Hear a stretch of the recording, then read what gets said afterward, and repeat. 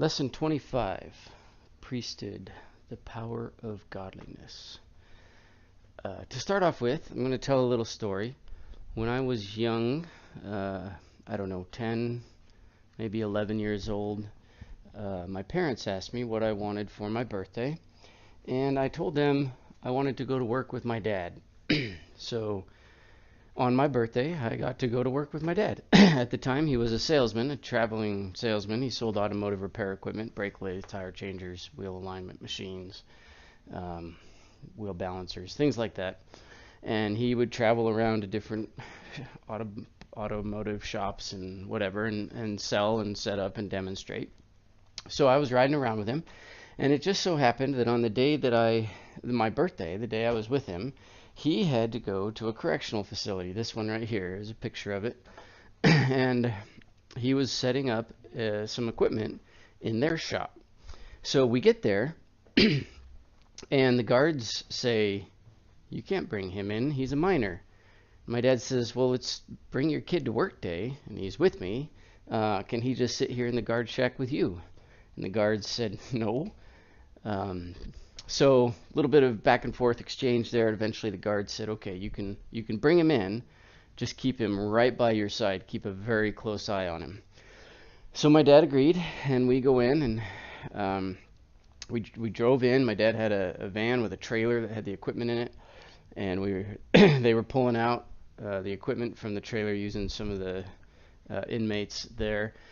And then my dad set it up, started doing the training, showing them how to do it. It was in their shop where they maintained a lot of the, I don't know, county vehicles, I guess.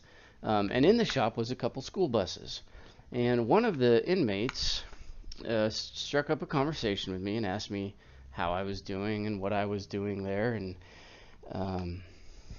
told me his story. He was this was back when 3 strikes laws were pretty popular, and he was in prison because he had a little tiny dime bag of marijuana and was caught with it, and it was his 3rd strike.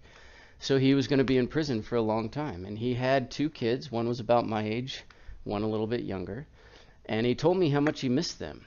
And he talked about life choices and told me, make sure you make good life choices, and then you don't end up in a place like this. Right? Well, like this, the prisons nowadays, I mean, it's pretty bad, right? I mean, he doesn't have his freedom. He can't see his family. He's kind of stuck there, but he's got a bed to sleep on. He's got 3 square meals a day. He's got an automotive shop that they're training him skills. He's got a library, probably cable TV, a weight room, basketball courts. While the prisons do have a lot of deplorable things, and the fact, well, we're not going to get into that, but they still have a lot that they didn't always have.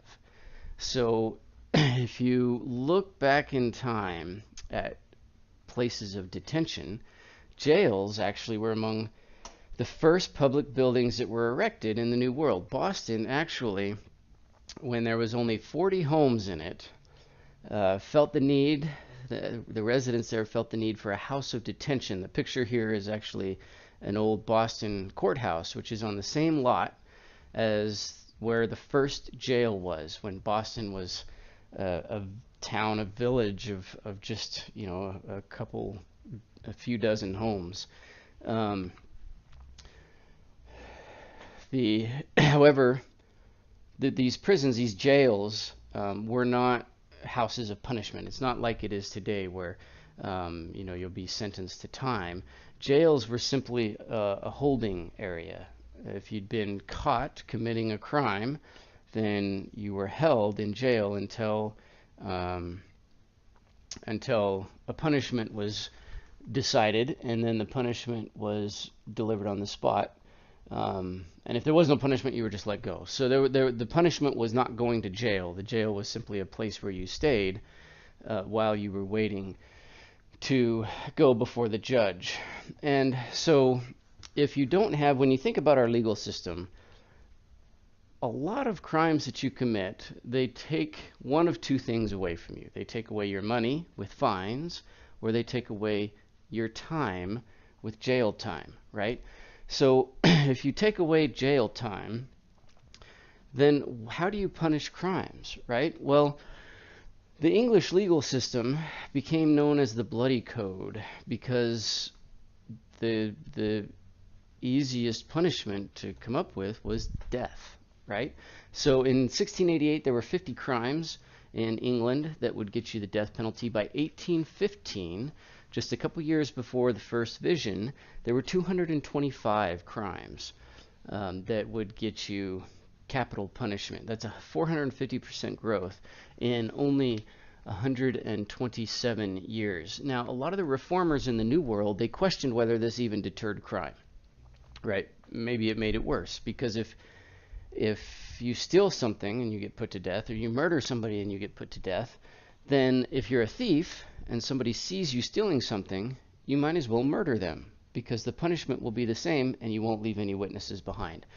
So a lot of the the founding fathers of our country questioned whether or not the capital punishment even deterred crime. In fact, they also viewed it as not compatible with the Republican ideals of this new republic that they had set up. It was something for monarchies. And so very quickly after the United States was founded, the different states started reducing the number of capital crimes, right? Well, if you're not going to punish people with death anymore, what do you punish them with? That's where incarceration comes from. It started to replace the death penalty because it wasn't, a republic doesn't take away people's lives. That's something a monarchy does. And so we would put them in jail. Now, one of the problems with this was early American prisons could be less humane than the death and the torture that they were meant to replace.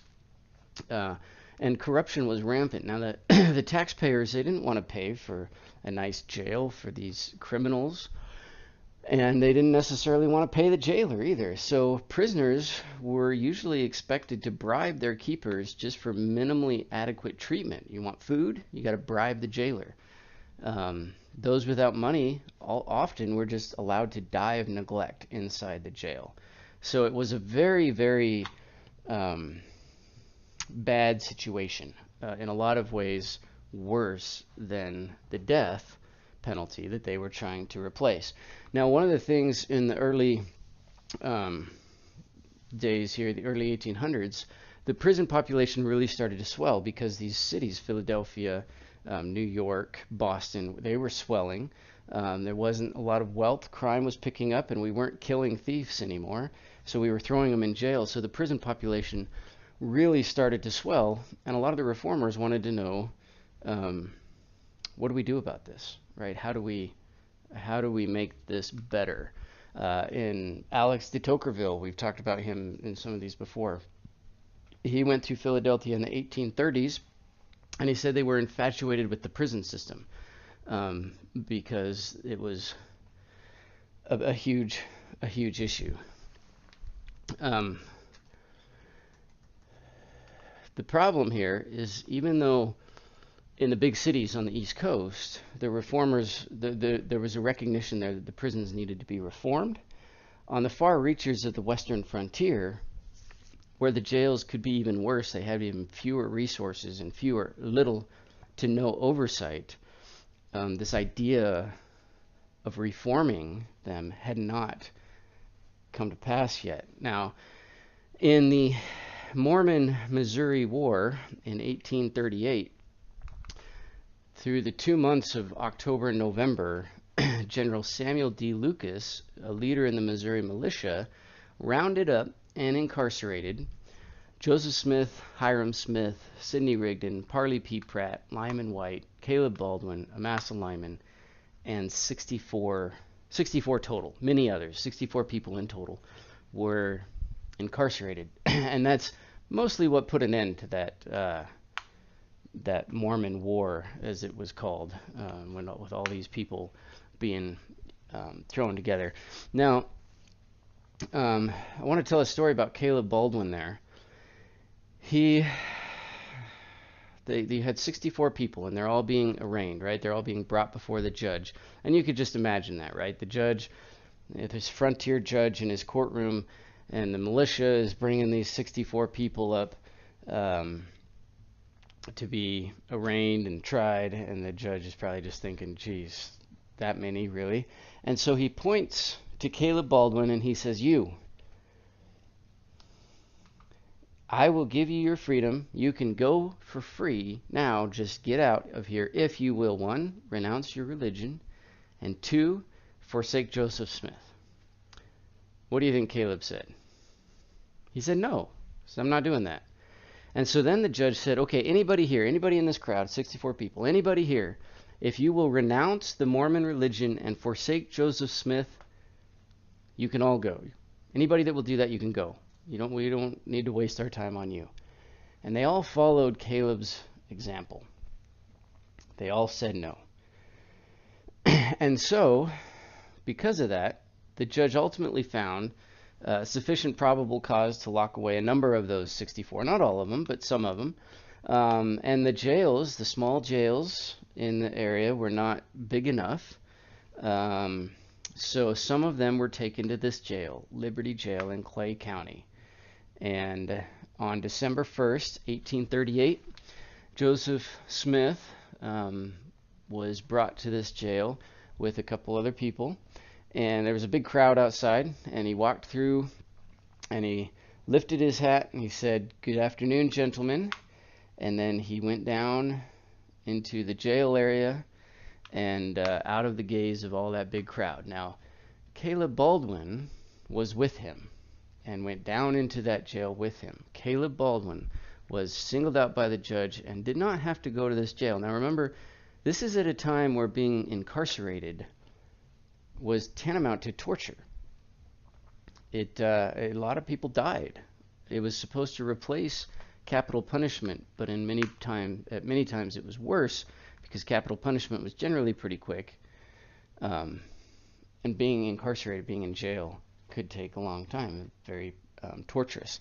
And Caleb Baldwin knew that. That was not a secret to anybody, but he made the choice, and so he went to Liberty Jail with Joseph Smith. So the question here is, what would you have done if you were singled out by the judge? If you had the opportunity to secure your freedom and go back home to your family, he had a wife and kids, would you have done it? Now just think about that. We'll come back to that. We're going to back up a little bit, because this is 1838. We're going to back up to 1832. Now, the priesthood had been restored in 1829, the Aaronic priesthood, and then sometime after that, the Melchizedek priesthood.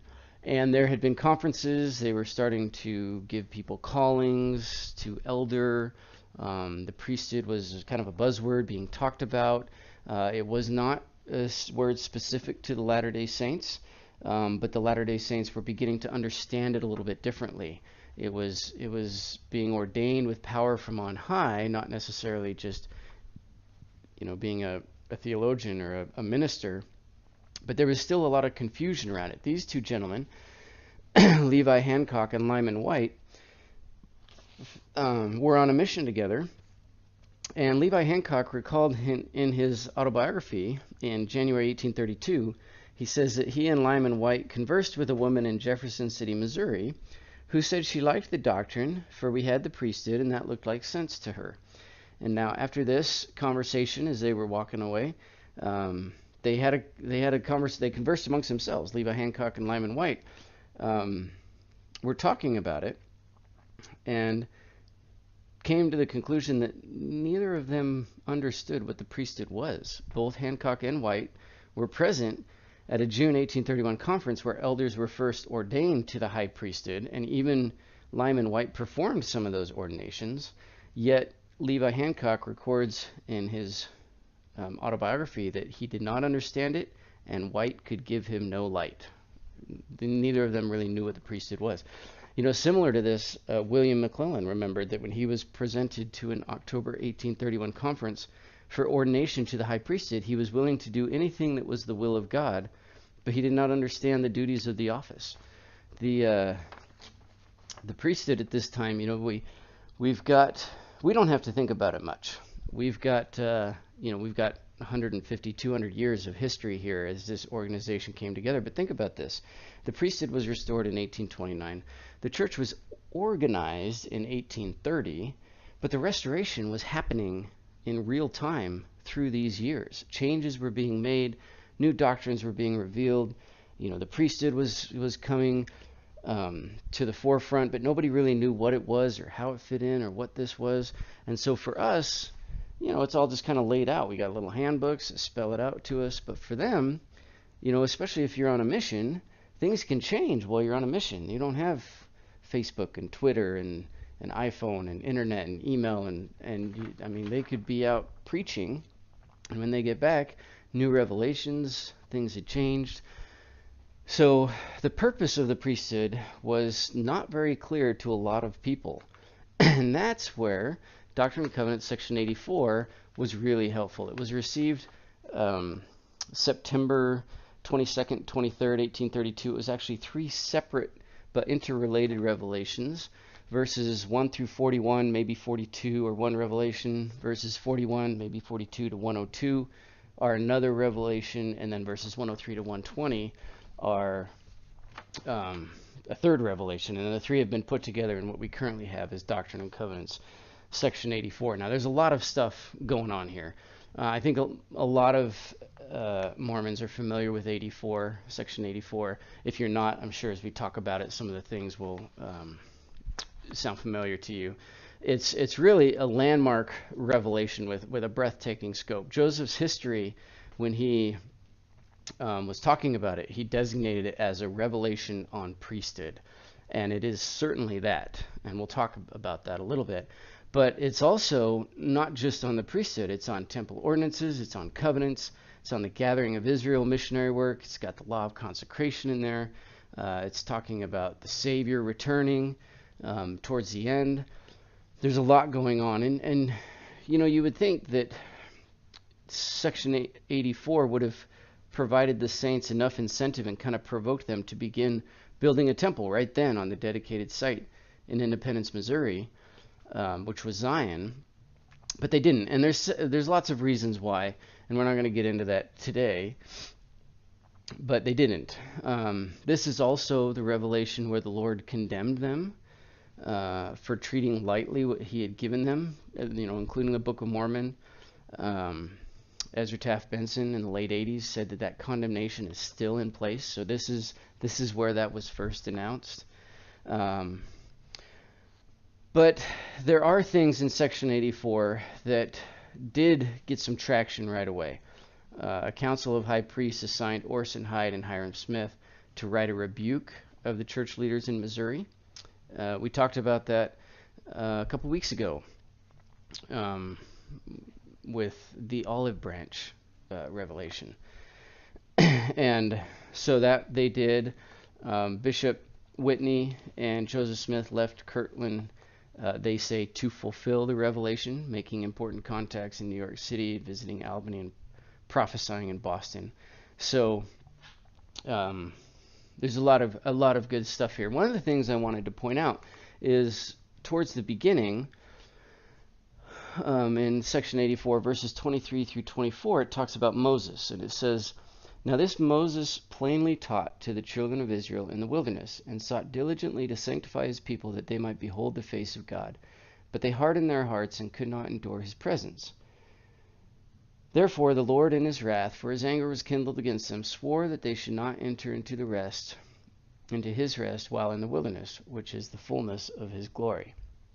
Now these revelations were received. There were some missionaries coming back from the field. They were excited. Joseph Smith was excited. But again, there was a lot of confusion about what the priesthood was. And this revelation kind of starts the answer to that. And so here we see, as it's getting going in the early parts, verses 23, 24, it's given a little history lesson. And it talks about Moses, how he sought diligently to sanctify his people, that they might behold the face of God. This is the essential purpose of the priesthood, right? To sanctify people. We see that just a few verses later in verse 33, where it talks about sanctifying the priesthood holder. The priesthood is sanctifying them. Now, modern day priesthood holders, it's talking about Moses. He sought diligently to sanctify his people that they might behold the face of God. And then you go down, and modern day priesthood holders are being called to take the light of Christ to the world.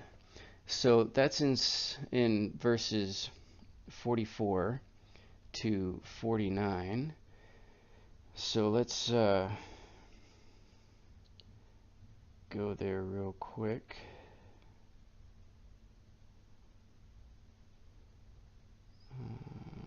Just lost it. Here we go. All right, 44 to 49.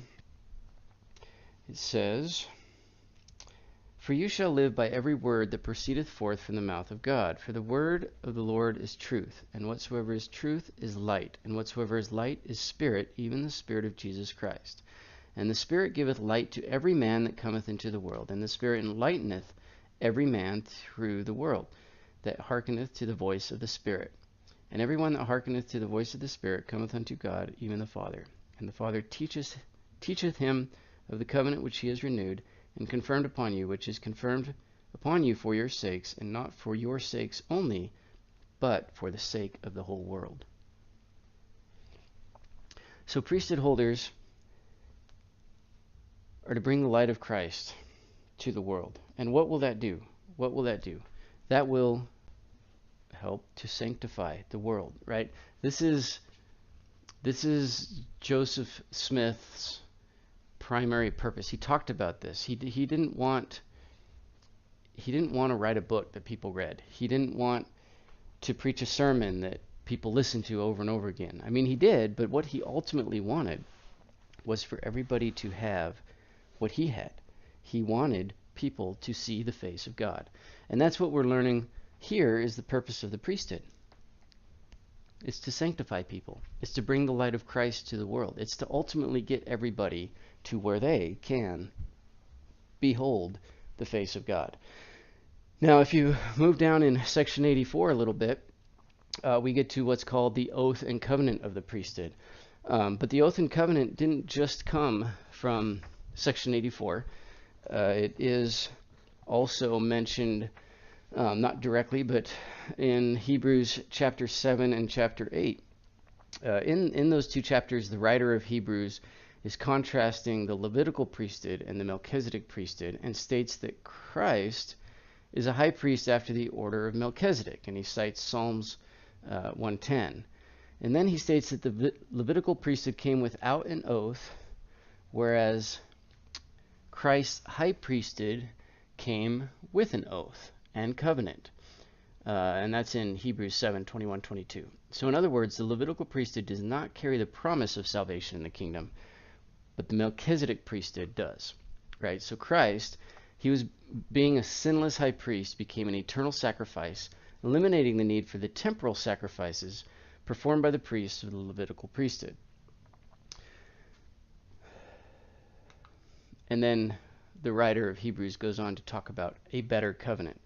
Right? Jesus is the mediator of a better covenant, which was established upon better promises. That's Hebrews 8, chapter 6. This better covenant is the granting of salvation in the kingdom of God, right? That's the oath and covenant of the priesthood. If we go to section 84 and read a little bit more about the oath and covenant of the priesthood, we can get an idea of what that actually is. It's starting in verse 33. It starts with the oath. Now the oath is what God promises us, right? So these are all the things that God promises us. He promises they're sanctified by the Spirit unto the renewing of their bodies. Pretty self-explanatory. He promises they become the sons of Moses and Aaron, right? As sons of Moses, they're rightful administrators in the Melchizedek priesthood and are heirs of the privileges of that great prophet, Melchizedek, to commune with God, to receive revelation, and to act in the higher ordinances, right? As the sons of Aaron, we're rightful administrators in the Aaronic priesthood and partake of the privileges of Aaron to teach the gospel and to administer the saving ordinances of baptism and the sacrament. They become the seed of Abraham. As the seed of Abraham, they're entitled to the blessings of Abraham, which in Doctrine and Covenants 132, it says, exaltation and glory in all things, as hath been sealed upon their heads, which glory shall be a fullness and a continuation of the seeds forever and ever. In other words, the joy of eternal families. Okay, next, and we're down now in verse 34. They become the church and kingdom and the elect of God. To be elect is to be an heir, as Isaiah prophesied. I will bring forth a seed out of Jacob and out of Judah, an inheritor of my mountains, and mine elect shall inherit it. That's Isaiah 65:9. So the faithful priesthood holder and his family are those seeds of Jacob who will inherit the mountains of the Lord, the promised land, kingdom, and the temples of the Lord. Right? Next, they receive Jesus Christ. To receive the priesthood is to receive Jesus Christ. Right? And those who receive Christ are ensured of their exaltation. Again, going back to Doctrine and Covenants 132, it says, if you receive me in the world, then ye shall know me, and shall receive your exaltation, that where I am, ye shall be also.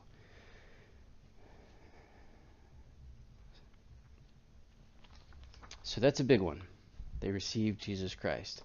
But then, beyond that, they receive the Father and all that the Father hath. Now, I can only imagine, when this is all being worked out, talking about the oath, you're going to be sanctified by the Spirit into the renewing of your bodies, become the sons of Moses and of Aaron, they become the seed of Abraham, become the church and kingdom and the elect of God, they receive Jesus Christ, right? We're talking about all of this stuff. And then they receive the Father and all that the Father hath, right? Mic drop. Boom. What more can you say? They receive the Father and all that the Father hath. That's everything. All right? So, if that's what God is making an oath to us, then there must be something pretty big we got to do in return, right? To get this. What is the covenant that we have to make in order to take advantage of all of these blessings? Well, as we read in 38 and on, it says they are faithful unto the obtaining of these two priesthoods, right? So you got to get them, and magnify their calling. Now, when it says magnify their calling, what's it talking about? Is it talking about your calling as a primary teacher? Magnify that calling? Is it talking about your calling as gospel doctrine? My calling as gospel doctrine teacher? Am I supposed to magnify that calling? I would suggest that it does not. But we're not going to dig into that here. But I would suggest that you, in your personal study, figure out what your calling is that you need to magnify in order to take advantage of all of these blessings. Now, a lot of times when we talk about the oath and covenant of the priesthood, or the priesthood in general, it's kind of directed towards the men, right? Because the men receive the priesthood. We've got this nice little journey that they go through, starting when they're 12. They become deacons, and then teachers when they're 14, and then priests when they're 16, and then a couple years later they become elders. And so the oath and covenant of the priesthood is frequently taught to them. But if you look just a couple months ago in the Ensign, the April Ensign, at the visiting teaching message, there's a part in there from Sister Sherry Dew, and it says, the fullness of the priesthood contained in the highest ordinances of the house of the Lord can be received only by a man and woman together. Right? And then it goes on to say, as Joseph Smith established a relief society, he instructed the women to prepare to come in possession of the privileges and blessings and gifts of the priesthood. So all of that big long list of things that God promises us, that's not just for men, that's for everybody. And men, honestly, men can't even get that if the women don't, right? It's a joint effort here. There's got to be teamwork. So this is 1832. A lot of people, missionaries even, don't know what the priesthood is.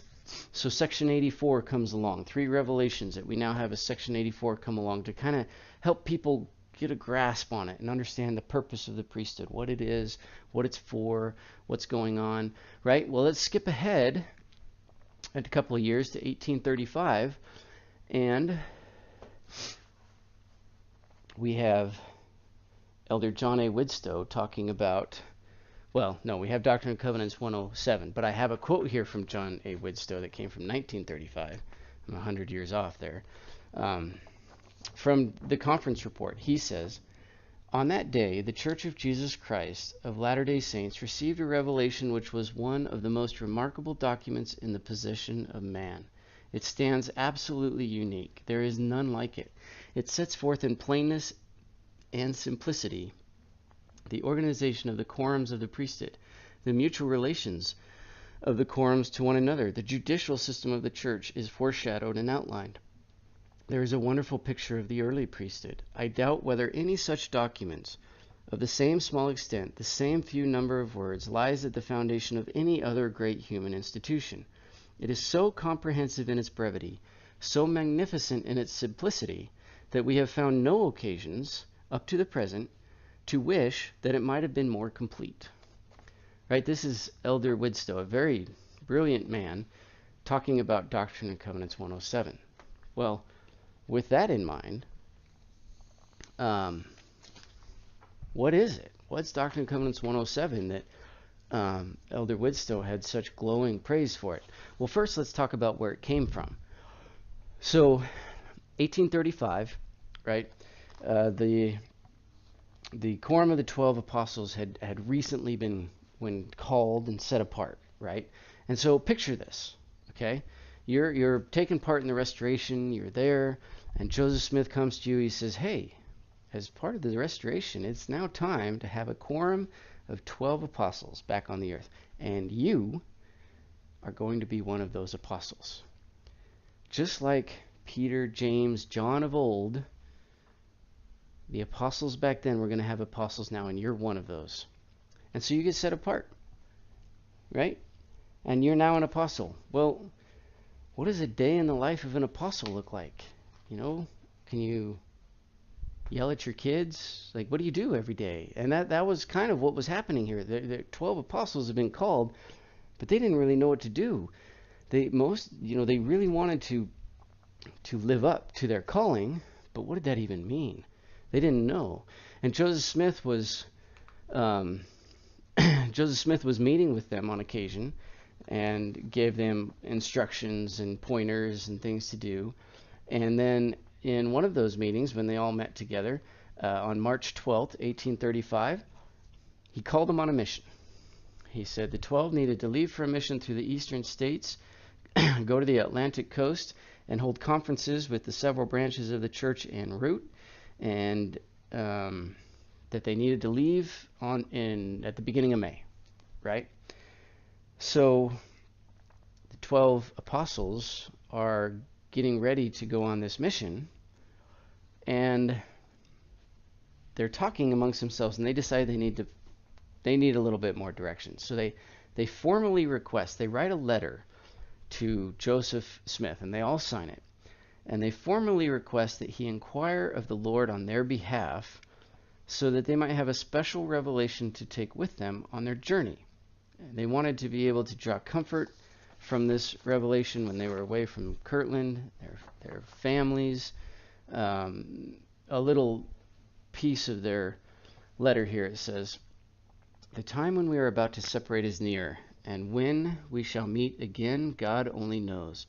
We therefore feel to ask of him, who we have acknowledged to be our prophet and seer, that he inquire of God for us, and obtain a revelation, if consistent, that we may look upon it when we are separated, that our hearts may be comforted. Our worthiness has not inspired us to make this request, but our unworthiness. We have unitedly asked God, our Heavenly Father, to grant unto us through his seer a revelation of his mind and will concerning our duty, the coming season, even a great revelation that will enlarge our hearts, comfort us in adversity, and brighten our hopes amidst the powers of darkness."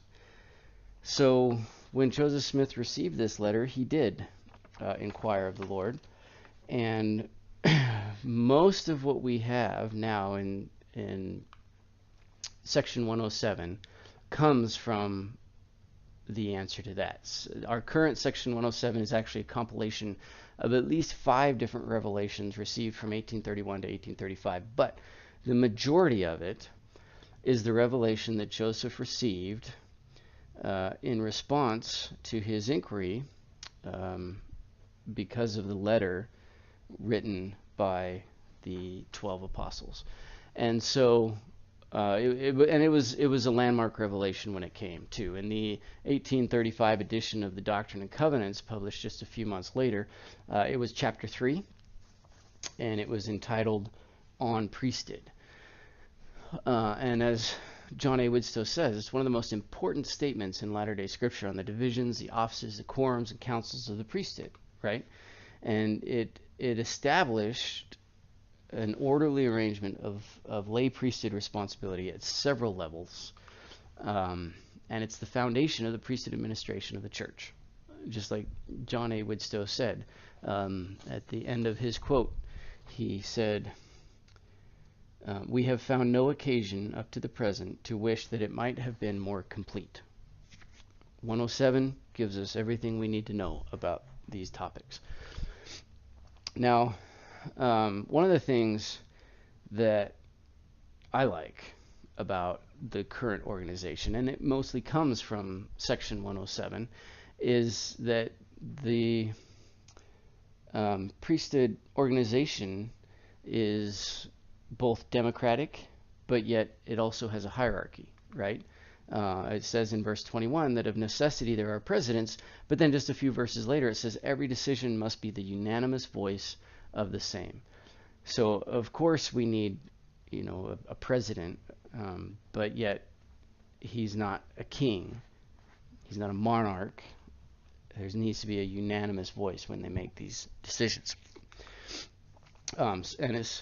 So it talks about how the first presidency, the quorum of the 12, and the quorums of the 70 are all equal in authority, but they function under the priesthood keys of the first presidency, right? There is hierarchy there to give it order. God's house is a house of order, right? Now, I've heard it said that section 107 can be broken up into 12 subsections. Number 1, the first few verses talk about the 2 priesthoods. Number 2 dives into Melchizedek priesthood authority. Section 3 dives into Aaronic priesthood authority. 4 is priesthood councils. 5 is priesthood quorums.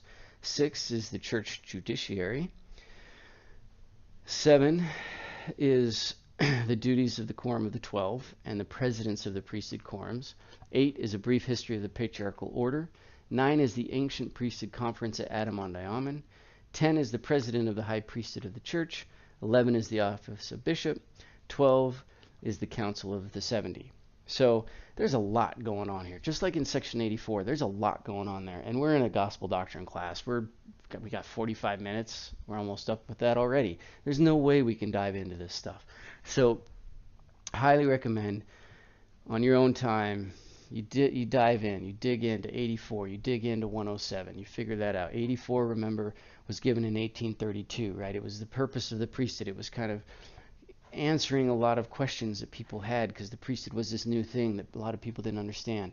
And then 107 comes and gives more structure to it, takes it a step further. And now we're going to fast forward back to 1838, back to the story we began with. What would you have done? If you were Caleb Baldwin, what would you have done? Would you have risked your life? Because going to jail in these days was risking your life. And stuck by Joseph Smith? Well, if you would have had some pretty amazing experiences. But you also would have spent 4 months in Liberty Jail with little to no sunlight. There was 2 small windows up kind of high that light couldn't really get in. You would have had a small fire allowed for warmth, but there was nowhere for the smoke to go, right? So not only did you have no light, but you're in a smoky, dark room, right? No facilities, no showers, no sink to wash up, no restroom to use. Hiram actually went into shock at one point during the imprisonment. Pretty severe shock. It was pretty bad. The prisoners tried twice to escape because it was so bad, but both times they were stopped. Now, going back to Caleb Baldwin, he was the oldest person in the group. Sidney Rigdon was actually the second oldest and almost died. The conditions in the jail almost killed him, and he was actually released early. We all know Sidney Rigdon was a great orator, and he gave some, I don't know, good speech or something, but he was about to die from the conditions, and they let him go early. But Caleb Baldwin was the oldest person in the group. While he was in jail, he learned that his family had been driven from the state. He didn't know where they had gone. He didn't know if they were alone or if they had people with them to help them. He didn't know anything about that. And his son had been badly beaten, nearly to death, by Missourians with hickory sticks, right? So he could have not gone to jail, but he did. He stuck by Joseph Smith. He would not renounce Mormonism, and he went to jail. And he has no idea what's happening to his family while he's in jail. It's a Missouri winter. It's not a great time to be walking around with no house and refugees, right? He actually wrote a 2-page appeal claiming they had been detained without the least shadow of testimony against them, and asked that the high hand of oppression cease and that they be acquitted of all charges, but that was to no avail. It didn't help.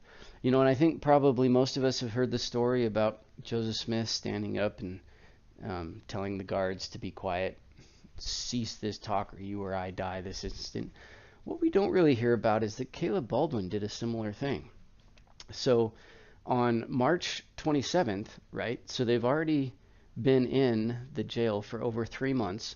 On March 27th, one of the jailers, Samuel Tillery, was inspecting the dungeon area, and he found an auger handle, and he thought that they must have had an auger in there somewhere and were trying to escape. So he got 25 guys to come down, and now this is a really small little room. We'll see a picture of it in a minute. 25 guys to come down the stairs and to search, look for this auger. And he ordered them to chain up all the prisoners to the floor during the search. And Caleb Baldwin rose to his feet, looked the jailer in the eye and said, "Tillery, if you put those chains on me, I will kill you, so help me God." And, you know, the room goes quiet. And according to Hiram Smith, who recorded it later, said Tillery soon calmed down and agreed to call again to settle the matter. And they never did. They left. The prisoners never got chained up. The search kind of fizzled out, didn't really happen. But they did throw a few more guards at the jail. But Caleb Baldwin stood up to those guards and prevented everybody from being chained up. Now, 3 days after Caleb does that, Joseph Smith begins dictating a letter. Now, this letter will eventually grow to 29 pages, which is pretty long.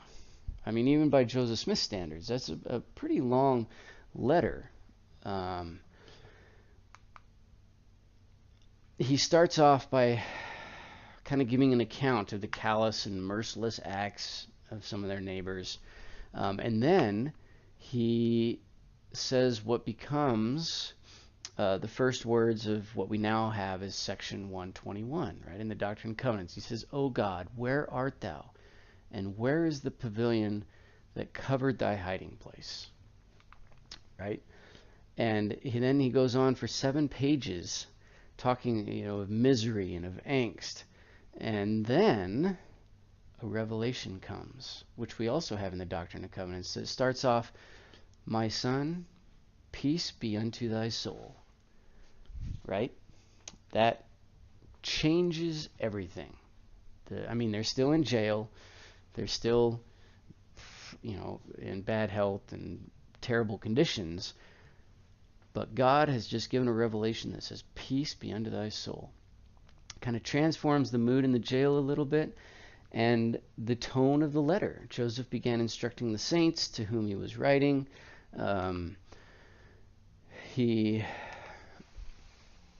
then starts expounding on a lot of things, on the priesthood as one. He talks about why many are called but few are chosen. He talks, it's where we learn by sad experience that you give somebody a little bit of authority as they suppose, and they exercise unrighteous dominion. And then he lays out attributes that holders of the priesthood and all Latter-day Saints should seek to attain if they hope to have influence with others. And those are gentleness, meekness, persuasion, long-suffering, kindness, charity, virtue, and love. This is a very similar list to what we saw a couple weeks ago as we were talking about what people needed to learn in the school of the prophets, right? And now this is what Joseph Smith is saying priesthood holders need. Now I want you to think about this. This is a picture of the church's kind of model of what the Liberty Jail looked like. I like this picture and I don't like this picture. I like this picture because it shows, it's kind of a cutaway. You can see they're underneath, kind of in a dungeon, right? You can see the two small windows on the side, and they're kind of stuck there. I don't like this picture because they look like they just got back from a dance. I mean, their clothes are clean, they're sitting upright, they don't appear to be in poor spirits. They've been, when they're writing this letter, they've been in there for over 3.5 months. Things are pretty bad. Now, I want you to think about something. This was at the end of the Mormon War. Now, when we talk about the Mormon War, we like to talk about all the wrongs that were committed against the Mormons. We don't talk so much about what the Mormons did to the Missourians, right? This is when the Danites were formed. This is when the Salt Sermon was given. There's a lot going on in this couple of months that led up to Joseph and Hiram and Caleb being incarcerated.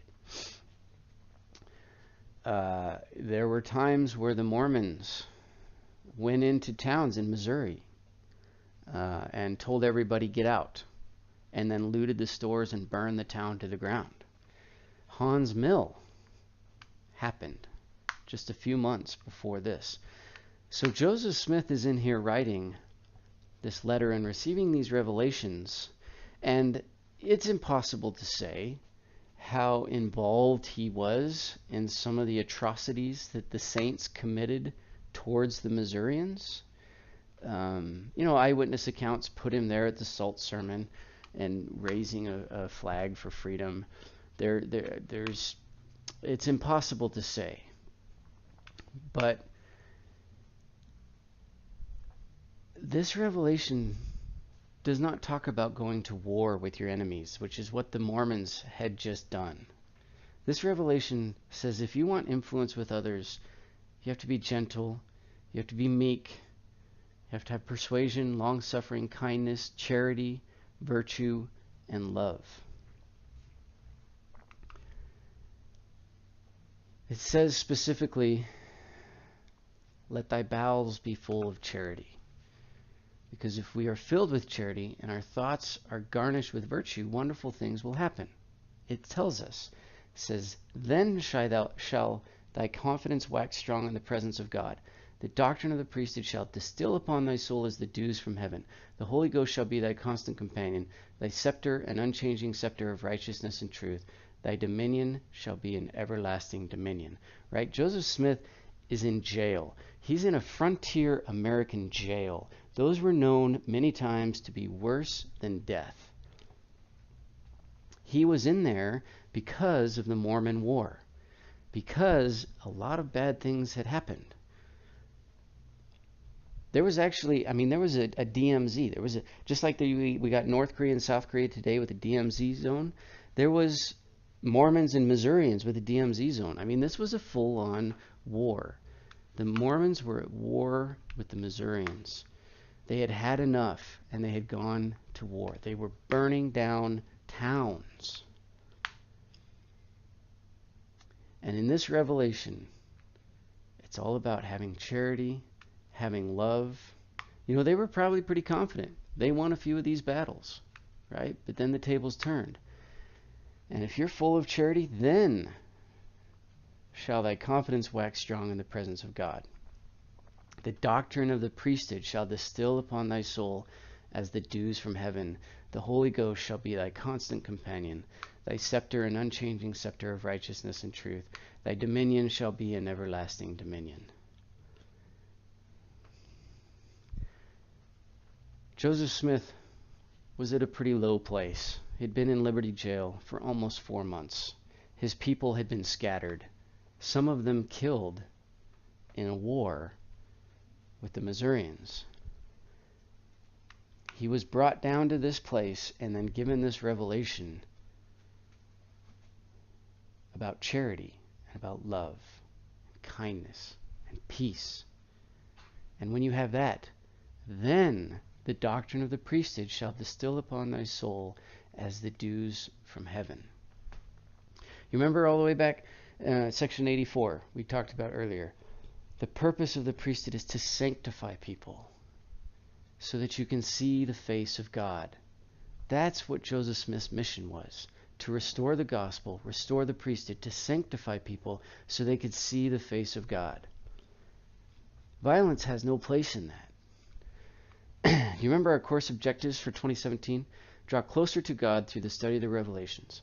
Increase in our personal ability to receive and discern revelation, right?